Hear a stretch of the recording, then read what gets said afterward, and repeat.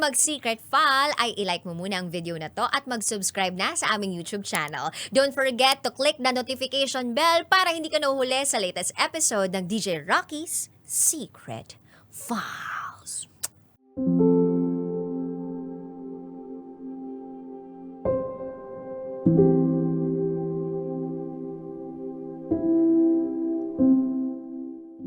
Dear Titangelo at Rakitera, isa akong estudyante. Pero sa ngayon, magulo na po ang buhay ko. At hindi ko alam paano aayusin. Sana po matulungan niyo po ko at itago niyo na lang po ko sa pangalang William. At ito ang aking secret file.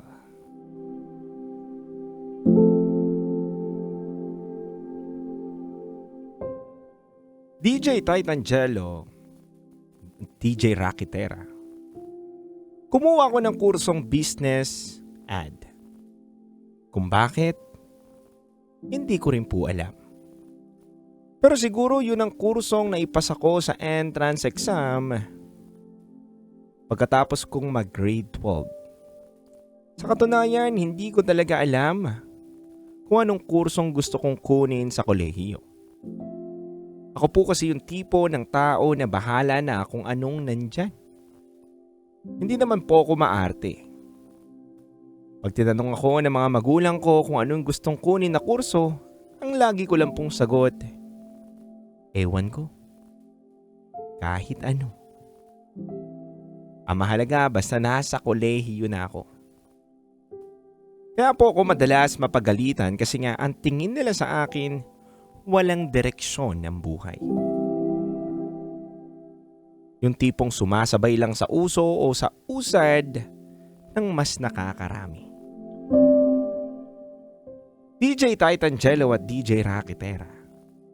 May mga blockmates akong naging close ko naman noong nagsimula ko noong first year. Sila na rin ang naging barkada ko simulat sa pool sa kolehiyo.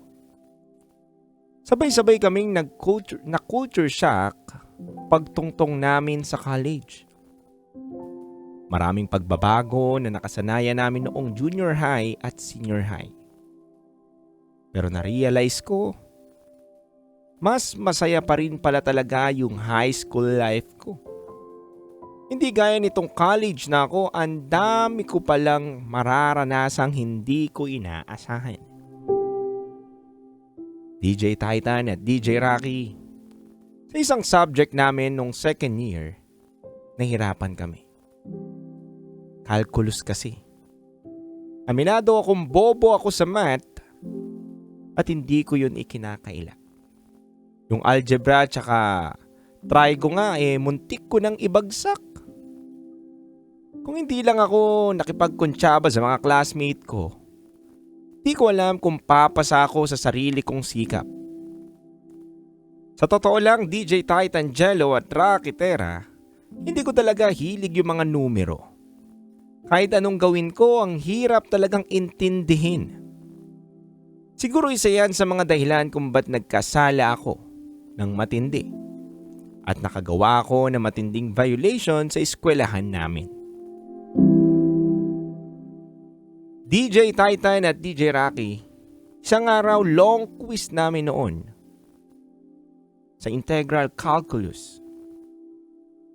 Kahit ilang beses akong magbasa at mag-answer, hirap na hirap ako.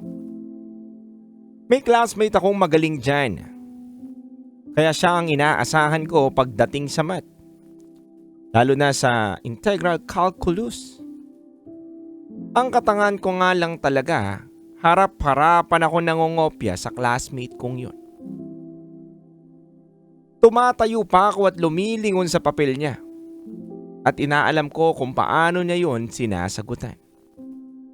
Noong panahon na yun kasi, lumabas yung prof namin. Masyado na akong tensyonado. Malapit na kasing mag-bell kaya nagkandara pa na kaming mag-solve ng problem.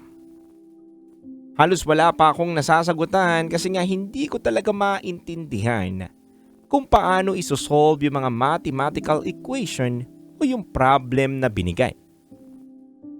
Lagi ko sinasabi sa sarili ko, bakit kasi ang bobo ko sa math?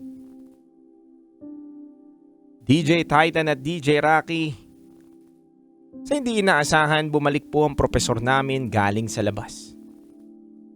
Naabutan niya akong nakatayo at nangongopya sa classmate kong source namin ng mga sagot. Naalala ko po yung lamig ng pawis ko at yung pagtayo ng mga balahibo ko sa katawan nung panahon na sabihin ng prof namin ang mga salitang ayoko marinig. Ayoko marinig ulit kahit kailan. DJ Titan Jello at DJ Rakitera. Tinitigan ako ng prop namin ng malala. At lalo pa talagang lumala ang sitwasyon nung sabihin ng classmate ko sa kanya na, "Sir, si William nangongopya." DJ Titan Jello at DJ Rakitera, natigilan ako. Natigilan ako ng pagkasabik at pagkataranta upang mangopya.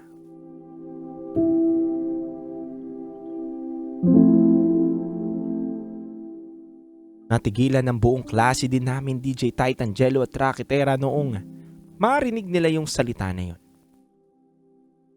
Agad akong pinalabas sa classroom ng profesor namin. At pinagantay na matapos ang exam. Pagkatapos, diretso ako sa office ng guidance counselor namin.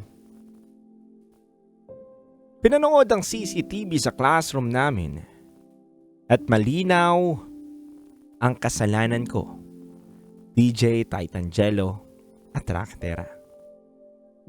Walang warning. Sinampahan ako ng reklamo sa Office of the Dean.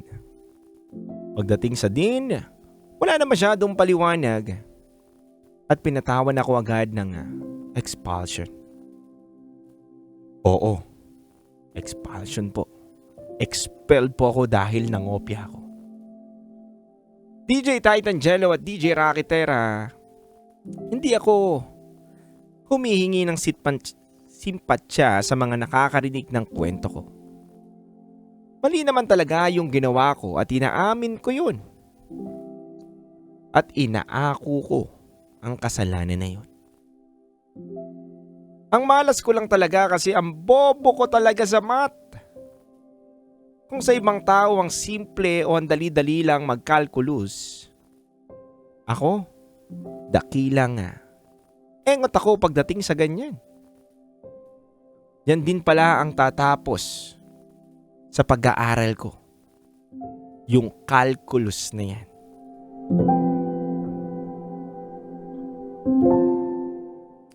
DJ Titan Jello at DJ Rakitera, hindi ako nag-aaral sa ngayon.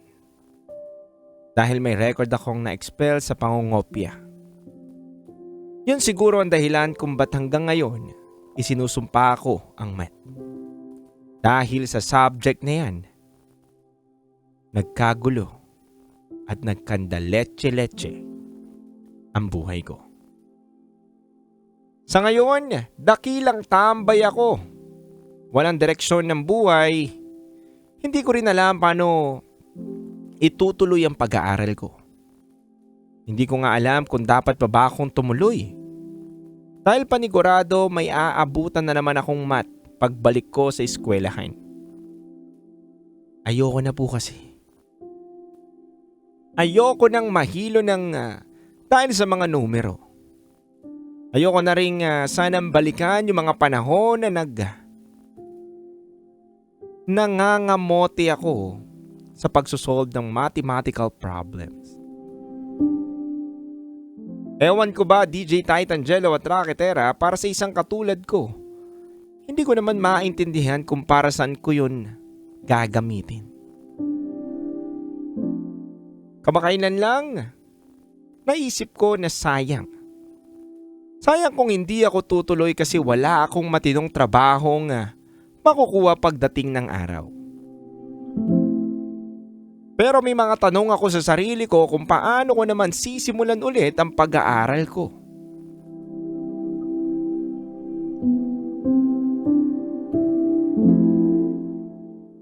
DJ Titangelo at DJ Rocky Terra, di ba?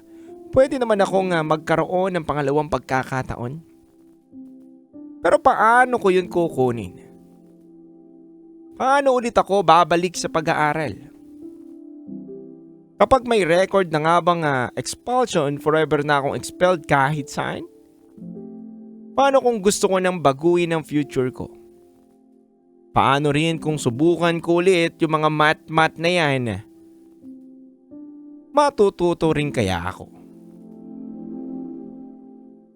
DJ Titangelo at Rocky Terra, hinihingi ko lang po ang gabay at payo ninyo. Lalo na po sa mga kabisyo natin na nakakapakinig ng aking kwento.